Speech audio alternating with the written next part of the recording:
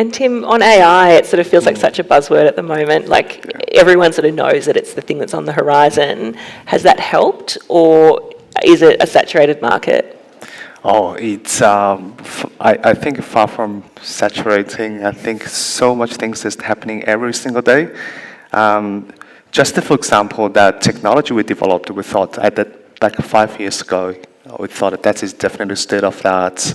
But until now, you have a lot of like transformer models, ChatGPT, and even ChatGPT is evolving every single day.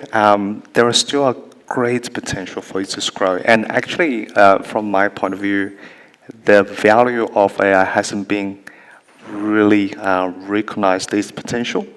Personally, I think there is still quite a lot of things to grow, absolutely. And the second part is about AI is also about a lot of times people see AI, the people at Chadwick see AI as like a new web application or mobile application that are novel ideas. You could design the business ideas around it to build it.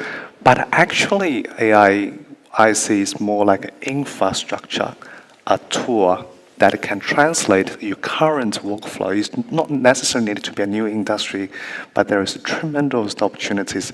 In drug discovery, for example, because it has the capability to really transforming the process, complicated data analysis process, so that actually can really accelerate a lot of things. For example, when I was at NVIDIA GDC conference, the drug discovery is one of the major theme.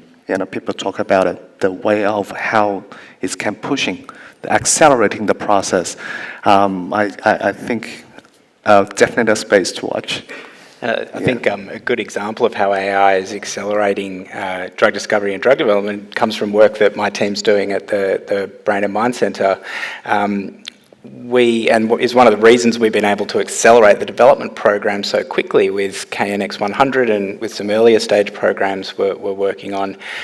We've used AI to basically automate the analysis of massive amounts of data that we're collecting from our disease models. And data that would have taken 2 researchers working full-time for 6 months, we can now process by putting it through our high-performance computer on a Thursday night, and the data will be there ready the next morning. So the throughput that has allowed us to work with is just astronomical.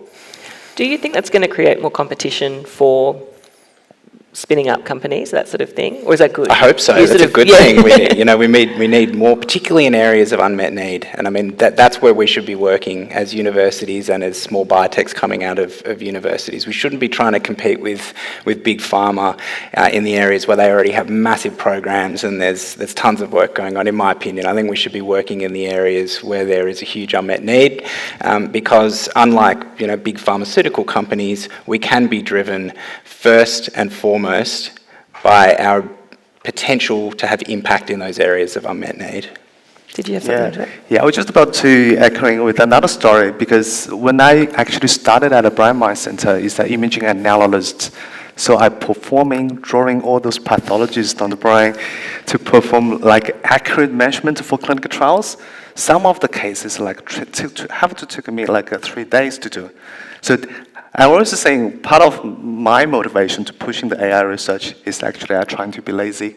It's always the engineers, you really don't want to do those repetitive tasks. I think that is what AI could do as well to help radiologists and neurologists, because you don't have to go through a lot of the slices of the brain to comparing, there is the change or not, because that can be replaced by AI. So that is actually the first model we developed in our team. Now every single case is take less than 3 seconds for the automatic. Perform the task I used to do require me 3 days. So that can save me a lot of the time to pushing a lot of new ideas, thinking more rather than doing those repetitive tasks. I think that is what one very important AI could do today to help assist those process. Laziness as a driver for innovation is something I can absolutely get behind.